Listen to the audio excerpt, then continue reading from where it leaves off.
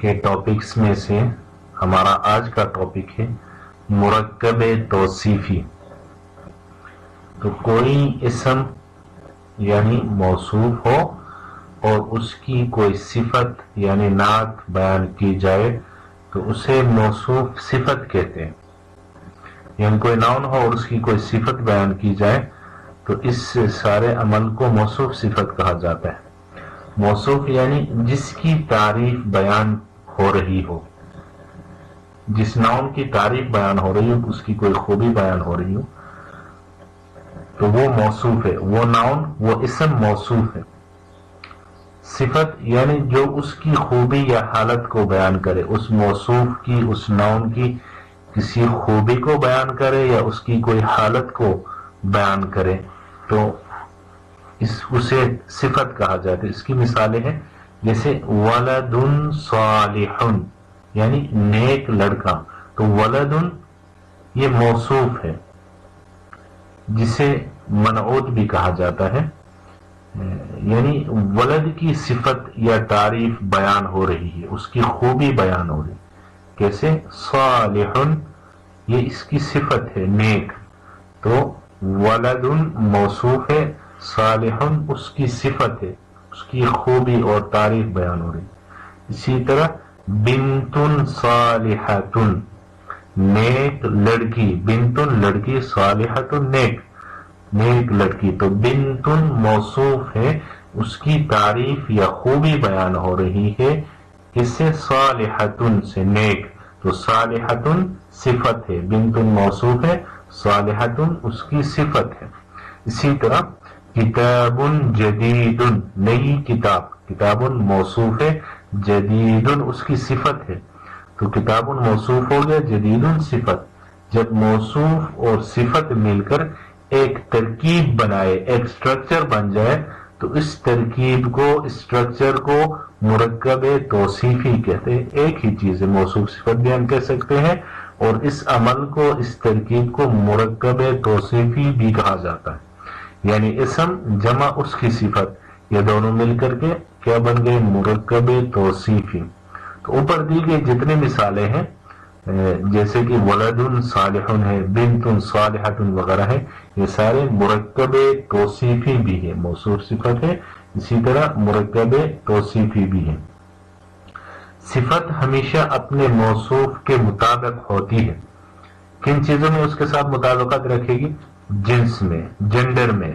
یعنی موصوف اگر مذکر ہے تو صفت بھی مذکر، موصوف یعنی میسکولین ہے تو اس کی صفت بھی میسکولین ہم لائیں گے.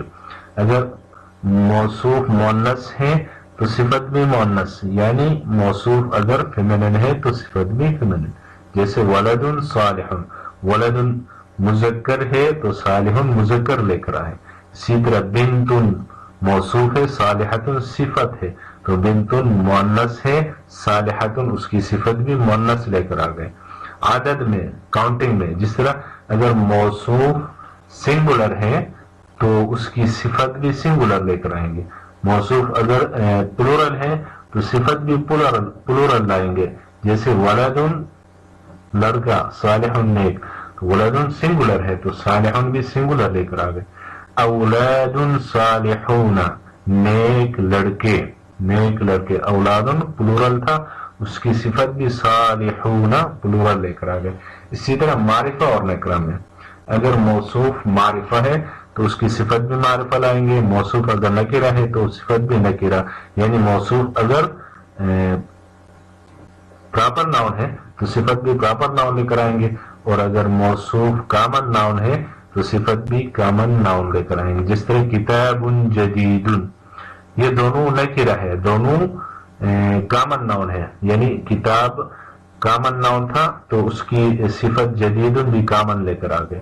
الکتاب الجدید یہ دونوں معرفہ ہے، دونوں پراپر ناؤن ہے. الکتاب پراپر ناؤن تھا تو الجدید اس کی صفت بھی پراپر ناؤن لے کر آ گئے. اسی طرح اعراب میں بھی ان دونوں میں مطابقت ہوگی. یعنی موصوف اگر مرفوع ہے تو اس کی صفت بھی مرفوع لے کر آئیں گے. اگر منصوب ہے تو صفت بھی منصوب، مجرور ہے تو صفت بھی مجرور لے کر آئیں گے. جیسے کہ مثالوں میں جاء ولدن، جاء ولدن، ولدن موصوف ہے تو اس کی صفت بھی ہم صالحن لے کر آ گئے، یعنی دونوں مرفوع ہیں. رأیت ولدن، ولدن منصوب تھا تو صالحن اس کی صفت بھی منصوب لے کر آ گئے. مررت بولدن، ولدن مجرور ہے تو صالحن اس کی صفت بھی مجرور لے کر آ گئے. ہمارے کلام کا خلاصہ یہ ہے کہ موصوف یعنی اسم، صفت اس کی خوبی یا حالت، یہ دونوں مل کر مرکب توصیفی ہو گئے. تو صفت اپنے موصوف کے مطابق ہوتی ہے، یعنی اس جیسے ہوتی ہے. اس جیسے کس طرح؟ اگر موصوف اگر مذکر ہے جنس میں یعنی میسکولین ہے تو اس کی صفت بھی میسکولین، اگر فیمینن ہے تو صفت بھی فیمینن، اگر سنگولر ہے تو صفت بھی سنگولر لائیں گے، پلورل ہے تو پلورل لائیں گے، کامن ناؤن ہے تو صفت بھی کامن ناؤن، پراپر ناؤن ہے تو صفت بھی پراپر ناؤن. اور اسی طرح موصوف اگر مرفوع ہے، اس کے اوپر رفع آیا ہے تو صفت کے اوپر بھی رفع آئے گا، مرفوع ہوگا. منصوب ہے تو صفت بھی منصوب، اور مجرور ہے تو صفت بھی مجرور لے کر آئیں گے.